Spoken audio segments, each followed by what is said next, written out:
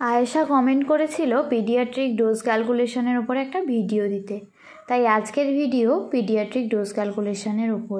Hello everyone, welcome to Bengali nursing learner. Thumbnail দেখে বুঝেই গেছো আজকের টপিক কি। আজকের টপিক হলো পিডিয়াট্রিক ড্রাগ ডোজ ক্যালকুলেশন। তাহলে চলো দেরি না করে শুরু করা যাক।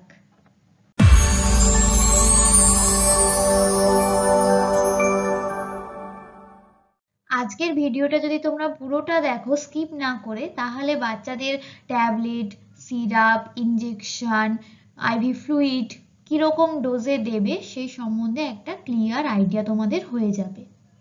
তো প্রথমেই বলি, এই যে বাচ্চাদের মেডিসিনের ডোজ ক্যালকুলেট করা হয় সেটা কিসের ওপর বেস করে। প্রথমেই দেখবে বাচ্চাদের জিজ্ঞাসা করা হয় যে বাচ্চার ওয়েট কত, মানে এটা বাচ্চার ওয়েটের উপরে বেস করে ক্যালকুলেট করা হয় সে কতটা মেডিসিন পাবে। এরপরে এই যে ডোজ একদম বাচ্চাদের ক্ষেত্রে প্রিসাইজ হয়, আলাদা আলাদা ডোজ কিন্তু প্রত্যেকটা বাচ্চাদের হয়, তাই বাচ্চাদের কত ওয়েট হয়েছে সেটা কিন্তু একদম খুব ইম্পর্টেন্ট এই ড্রাগ ডোজ ক্যালকুলেশনের অ্যাকুরেসির জন্য। তাহলে কিভাবে ড্রাগ ডোজ ক্যালকুলেট করব। এই যে ড্রাগ ডোজ ক্যালকুলেশন, এটা কাকে বলছে? এটা হলো একটা মেথড যার মাধ্যমে আমরা ডিজায়ার যে স্ট্রেংথ বা কোয়ান্টিটি আছে ড্রাগসের সেটা নিওনেট হোক, ইনফ্যান্ট হোক বা চিলড্রেনদেরকে অ্যাডমিনিস্ট্রেট করতে পারি যাতে তাদের হেলথ কন্ডিশনটা ইমপ্রুভ হয়। তাহলে আমরা যদি এই যে ওয়েট ব্যান্ড, যেটা আমরা জানলাম, ওয়েট ব্যান্ডটা যদি ঠিক বলতে পারি তাহলে বাচ্চাদের অ্যাকুরেসির চান্স আরো বাড়বে। এবার তোমরা অবশ্যই কিন্তু এই ড্রাগের অ্যাডমিনিস্ট্রেশনের ক্ষেত্রে রাইটগুলো মেনটেন করবে, সেগুলো নিয়ে আমি আর আলাদা করে বলছি না, তোমরা এটা জানো সবাই আমাদের কি কি রাইট মেনটেন করতে হয় মেডিসিন অ্যাডমিনিস্ট্রেশনের সময়। এবার আমরা কিছু কমন ফর্মুলা জানবো ড্রাগ ক্যালকুলেশনের জন্য। তাহলে চলো, প্রথম যেটা জানবো সেটা হলো ফ্রাইডসের রুল। এটা up to 2 years of age অবধি করা হয়, কারণ এখানে দেখো চাইল্ডসের যে এজটা সেটা মান্থে কনভার্ট করতে হয়। তাই বাচ্চাদের যে ছোট বাচ্চাদের যাদের মান্থ 6 মান্থ, 5 মান্থ, 2 মান্থ, এদের ক্ষেত্রে কিন্তু এই রুলস দিয়ে ডোজ ক্যালকুলেশনটা হবে। সেখানে দেখো child age in month by average adult weight, যেটা কিনা 150 পাউন্ড, ইনটু অ্যাডাল্ট ডোজ, এইটা দিয়ে কিন্তু আমাদের ক্যালকুলেশনটা হবে। তাহলে চলো একটা এক্সাম্পলের মাধ্যমে দেখে নিই। এবার এক্সাম্পল দেখে নেব আমরা। দেখো এখানে 2 বছরের একটা বাচ্চা আছে যার ডোজ ক্যালকুলেট করতে হবে, আর অ্যাডাল্ট ডোজ কত দেওয়া আছে? 600 mg। তাহলে 2 বছর যেহেতু বলেছে, তাকে মান্থে কনভার্ট করলে কত হবে? 24 মাস। এবার এই 24 মাসটাকে পেয়ে গেলাম আমরা, আর অ্যাডাল্ট ডোজ কত পেয়েছি? 600 mg।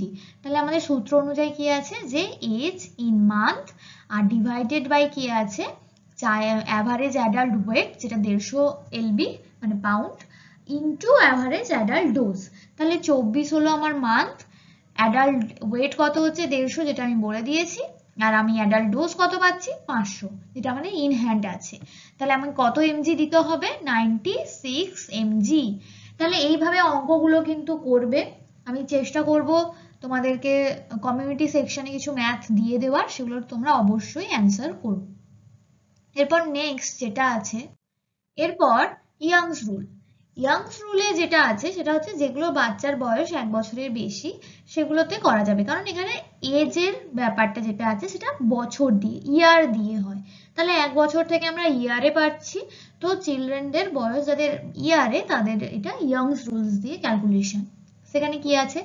চিলড্রেনদের যে এজ ইয়ারে সেটা লিখে দিতে হবে, divided by age in year plus 12, তার সাথে 12 যোগ করতে হবে, এবং আমরা যে অ্যাডাল্ট ডোজ পাচ্ছি সেটা। তাহলে আমাদের প্রথমে কি হলো, যে বাচ্চার যত বয়স সেটা ডিভাইডেড বাই সেই বয়স প্লাস 12 ইনটু অ্যাডাল্ট ডোজ, এটা হলো ইয়াংস রুল। ইয়াংস রুলে তাহলে কি সমস্ত এজটা ইয়ারে হবে। এক্সাম্পলে দেখো 8 বছরের একটা বাচ্চা যার কিনা প্যারাসিটামল প্রেসক্রাইব হয়েছে, আমাদের অ্যাডাল্ট ডোজ আছে 500 mg। তাহলে বাচ্চাকে আমি কতটা দেব? ঠিক আছে, তাহলে 8 বছর আমাদের এজ ডিভাইডেড বাই কত হবে? বাচ্চার যে এজ প্লাস 12, ঠিক আছে, ইন্টু কত অ্যাডাল্ট ডোজ, তাহলে 8 ইন্টু 500 আর 8 প্লাস 12 তাহলে কত হবে 20, তাহলে কত এমজি দেব 200 এমজি।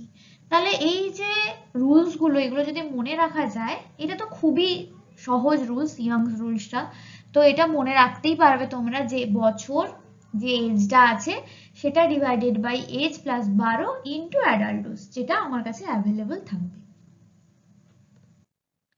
এবার ক্লার্কস রুলের একটা কি বিশেষত্ব বলতো, যে এখানে সমস্ত ওয়েটটা কিন্তু পাউন্ডে ইউজ হবে, এখানে কিন্তু কোনো কিলোগ্রামে ওয়েট ইউজ হবে না।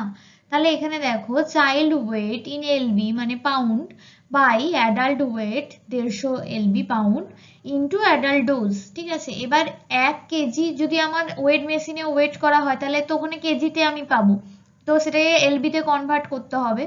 তো যদি ধরো তোমাকে দিয়ে দিল কেজিতে বাচ্চার ওয়েট, তো সেটা ইন্টু 2.2 করলে 1 কেজি থেকে এলবি পেয়ে যাবে, ঠিক আছে। 1 কেজি ইকুয়ালস টু 2.2 এলবি। তাহলে child weight in pound divided by adult weight যেটা 150 pound average adult weight into adult dose. এবার এক্সাম্পলে দেখো হয়তো 60 পাউন্ডের একটা বাচ্চা 8 বছরের, তার হচ্ছে ও ডোজ ক্যালকুলেট করতে বলেছে, এখানে দেখো 500 এমজি আমার অ্যাডাল্ট ডোজ দেওয়া আছে, তাহলে কত হবে এলবি আমরা পেয়ে গেছি 60, বাচ্চার দেওয়াই আছে 150 আমরা জানি অ্যাভারেজ অ্যাডাল্ট ওয়েট, আর আমাদের এখানে যেটা অ্যাডাল্ট ডোজ সেটা দিয়ে দিয়েছে 500 এমজি, তাহলে কত হবে 60 ইন্টু 500 ডিভাইডেড বাই 150, তাহলে কত হবে 200 এমজি। এগুলো নিজেরা করবে, দেখবে খুব ইজিলি করতে পারবে। এবার যেটা আলোচনা করব যে ডোজ দেওয়া আছে কিন্তু তোমাকে কত এমএল তুমি অ্যাডমিনিস্টার করবে সেটা আমি বের করব। এক্ষেত্রে এটা মেনলি তোমার ইনজেকশন দেওয়ার সময়, সিরাপ দেওয়ার সময় এগুলোতে কাজে লাগে, ঠিক আছে। তো এখানে ফর্মুলা কি, হোয়াট উই ওয়ান্ট মানে আমি কতটা ডোজ দেব, desire dose into division in syringe মানে কত এমএল দিয়ে ডিজলভ করছি ভায়ালের ক্ষেত্রে, আর সাথে আমার কত অ্যামাউন্ট আছে, আমার সাপ্লাই কত অ্যামাউন্ট আছে সেটা হচ্ছে হোয়াট উই হ্যাভ। তো এখানে দেখো 4 বছরের একটা বাচ্চা, তাকে 20 এমজি প্যান্টাপ্রাজল দিতে হবে, তাহলে আমি কত এমএল দেব, তাহলে 40 এমজি আমাদের প্যান্টাপ্রাজল সাপ্লাই থাকে প্যান 40, সেটা ধরো আমি 5 এমএল দিয়ে ডিজলভ করলাম, তাহলে 5 এমএল এ আমার থাকলো কত 40 এমজি, তাহলে সেখানে কত হবে হোয়াট উই ওয়ান্ট আমরা 20 এমজি চাইছি, তাহলে 20 ইন্টু 5 এমএল দিয়ে ডিজলভ করেছি, আর হোয়াট উই হ্যাভ মানে 40 মানে 2.5। এই যে number of division in syringe এটা মানে কি, যে আমি কত এমএল দিয়ে ডিজলভ করছি, এটা 5 হতে পারে, 4 হতে পারে, 10 হতে পারে, যেটা দিয়ে আমি ডিজলভ করব। এবার এখানে দেখো ইজিলি মুখে মুখে হচ্ছে যে 40 এমজি থাকছে 5 এমএল, 20 এমজি তাহলে কত এমএল, 2.5 এমএল, হাফ। এরকম ভাবেই ধরো আমি একটা যদি তোমাদেরকে বলি যে 600 এমজি থাকছে 10 এমএল এ, তাহলে আমি 300 এমজি দিতে গেলে কত এমএল দেব অ্যাডমিনিস্টার করব, এটা আমাকে কমেন্টে জানাও তো কত হচ্ছে। এরপর সেম সিরাপের ক্ষেত্রেও ধরো আমাকে 200 এমজি সিরাপ দিতে হবে বাচ্চাকে, তাহলে আমি কত এমএল দেব, একটা প্যারাসিটামল সিরাপে কত থাকছে 5 এমএল এ 250 এমজি, ওইখানে ওই লেবেলটায় দেখবে যে 5 এমএল এ 250 এমজি থাকে, তাহলে 200 ডিভাইডেড বাই 250 ইন্টু 5 এমএল, এটা কত হবে 4 এমএল, ঠিক আছে।